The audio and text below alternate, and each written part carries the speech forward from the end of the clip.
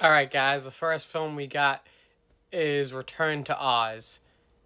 Came out in 1985. It's PG. It's an hour and 53 minutes. Now, have you ever had those films where it kind of seemed like it was a dream that you know, just just a dream. You didn't think that it was actually a movie that you watched. Well, that's what this was from me. Growing up, I loved The Wizard of Oz, and so when I saw this, I was so young. I honestly thought that I dreamt it. And then I later realized that it actually was a film that came out, and it's kind of it was built to scare kids, I guess you can say. So the cast, we have Farusa Balk, who's Dorothy. We have Nicole Williamson as Dr. Worley, or the Gnome King. We have Jean Marsh, who plays Nurse Wilson and Mombi. We have Piper Laurie, who plays Auntie M. And we have Emma Ridley, who plays Esme. Now, the whole film is centered around, obviously, Dorothy Gale from the original Wizard of Oz. This is kind of a continuation of it, where what happened after the original film. Now, in this film, she is a lot younger than, obviously, Judy Garland was in The Wizard of Oz, but the premise is still there.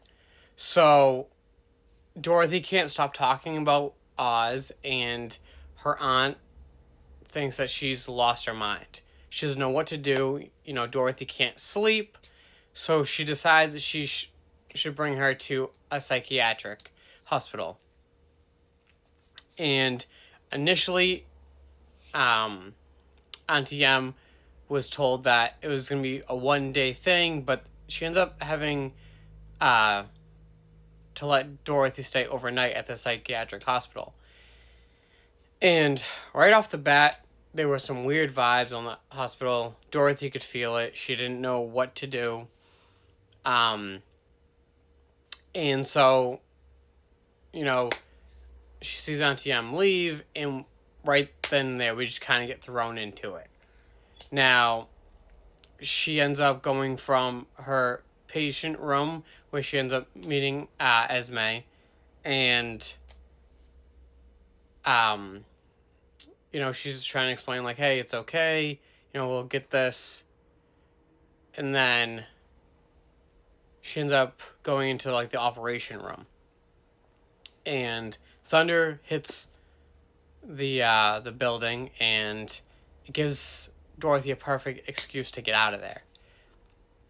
Now, Esme comes to the rescue and cuts the ropes because she's tied down to this chair.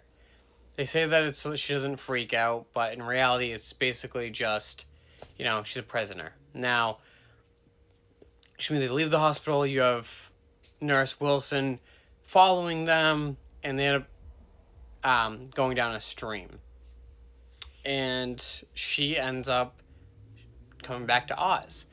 But the weird thing is, when she shows up at Oz, the yellow brick road is broken apart.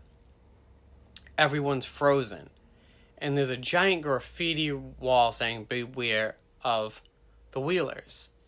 And she's like, I don't know what those are. So she finds the Tin Man. She finds the Cowardly Lion. They're both frozen. She can't find the Scarecrow. And before they left, Scarecrow was the head of Emerald City. And so she ends up running away from the Wheelers, which are guys with their hands and feet are wheels. Simple, plain simple. But they're creepy as hell. Now, she ends up getting a couple new friends along the way.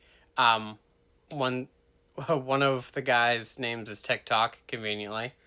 And it's like a rusty old, wind-up robot. And so, he helps her away from the Wheelers, and they have to go to Mombi's castle. But what Dorothy doesn't know is Mombi is the evil one. And kind of goes from there. It's very dark. It's really messed up. I think if it was actually made a little bit later, might have been PG-13. Maybe it was right with the with the PG rating, but it's one hell of a film. It definitely brings you to the dark side of Oz, and I feel like that's a lot of things that we grow up with all these beautiful, wholesome films, but you never see the dark side. So it was kind of nice to see that.